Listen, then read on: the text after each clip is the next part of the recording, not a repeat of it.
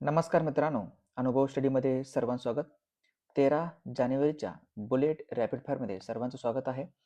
आज देखील जे नेहमीप्रमाणे आपण 20 प्रश्न बघत असतो, ते 20 प्रश्न अगदी छान पद्धतीनं 2025-26 मध्ये घडलेले चालू घडामोडीचे प्रश्न आहेत.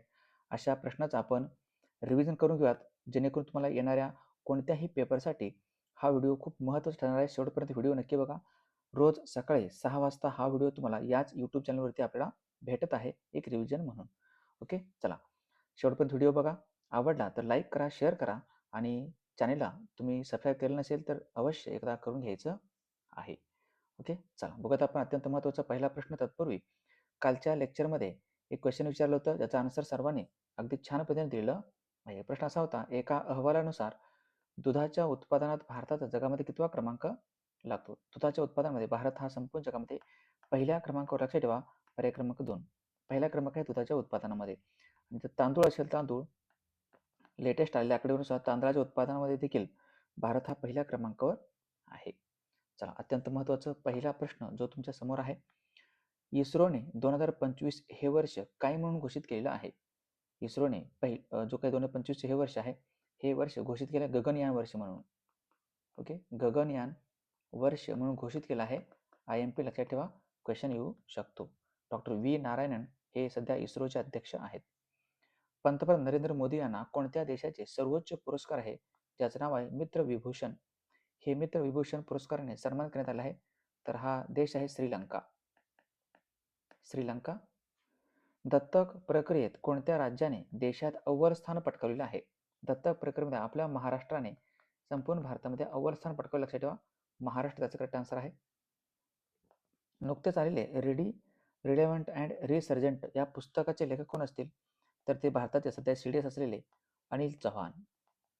अनिल चव्हाण हे सध्याचे वरीला भारताचे CDS आहेत. त्यांनी हे पुस्तक लिहिले आहे, रिलेव्हंट अँड रिसर्जंट.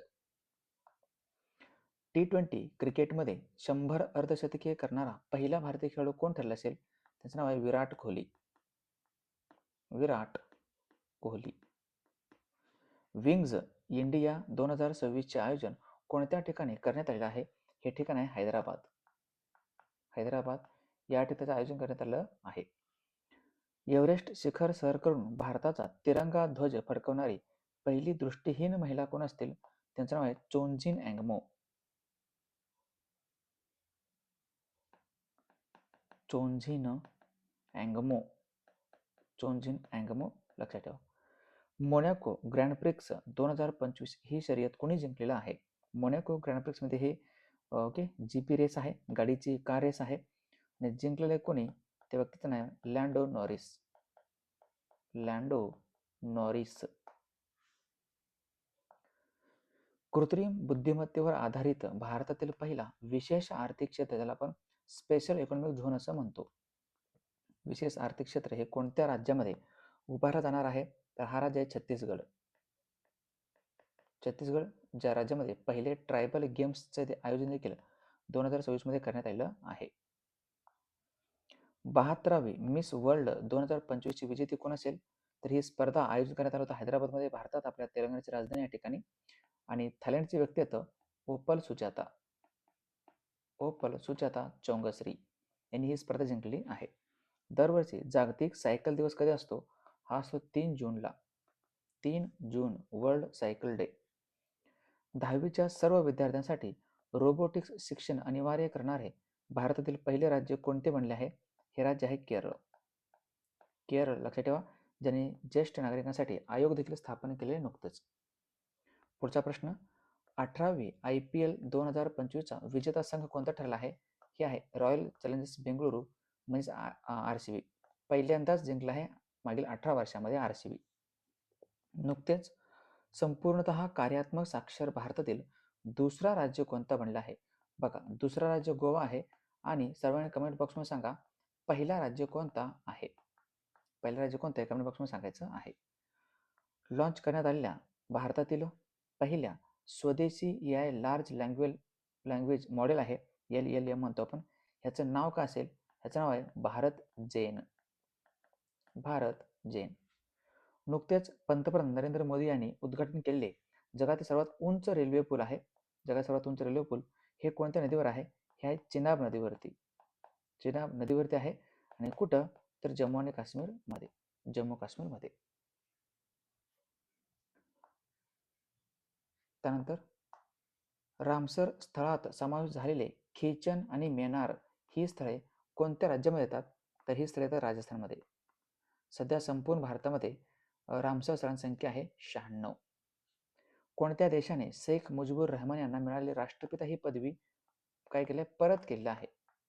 परत केली तर बांगलादेशच्या देशाचं नाव आहे बांगलादेश. बांगलादेशचे ते राष्ट्रपिता होते शेख मुजीबुर रहमान. ICC महिला क्रिकेट वर्ल्ड कप 2025चे आयोजन कोणत्या देशात करण्यात आले होतं? तर ते भारतामध्ये.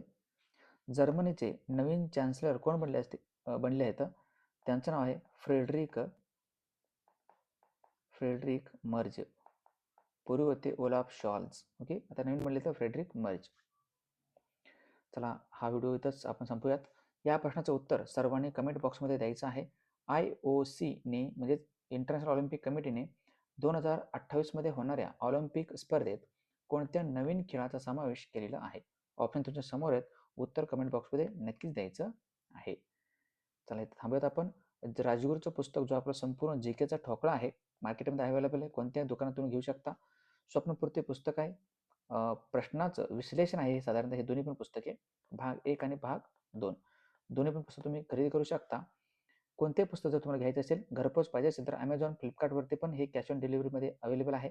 किंवा याचं डेमो बघायचे असतील तर 87 88 43 66 99 या नंबरवरती मला व्हॉट्सअपला मेसेज करायचं आहे. नक्कीच तुम्हाला पुस्तक घरपोच भेटून जाईल. 499ला हे पुस्तक आहे जीकेचं आणि 230 रुपयाला स्वप्नपूर्ती पुस्तक आहे. ओके, हे अशा पद्धतीचं आपलं राजगुरूचं पुस्तक दिसेल आपल्याला. नवीनतम 3री आवृत्ती नुकतंच प्रकाशित झालेलं आहे. या ठिकाणी व्हॉट्सअपला मेसेज करा. थँक्यू. जय हिंद. जाता एकदा लाईक करा, व्हिडिओला शेअर करा तुमच्या मित्रापर्यंत. नवीन असेल तर चॅनलला सबस्क्राईब करून ठेवायला विसरायचं नाही. हे आपलं इंस्टाग्राम चॅनल आहे, टेलिग्राम चॅनल आहे. टेलिग्राम चॅनलची लिंक कमेंट बॉक्समध्ये खाली आहे, एकदा बघा, जॉईन करा, ज्या ठिकाणी मी तुम्हाला चालू घडामोडी वगैरे पाठवत असतो. तर इथं थांबूयात आपण. शेवटपर्यंत व्हिडिओ बघितल्याबद्दल मनापासून धन्यवाद. भेटूयात उद्या सकाळी 6 वाजता रॅपिड फायरमध्ये. थँक्यू. जय हिंद.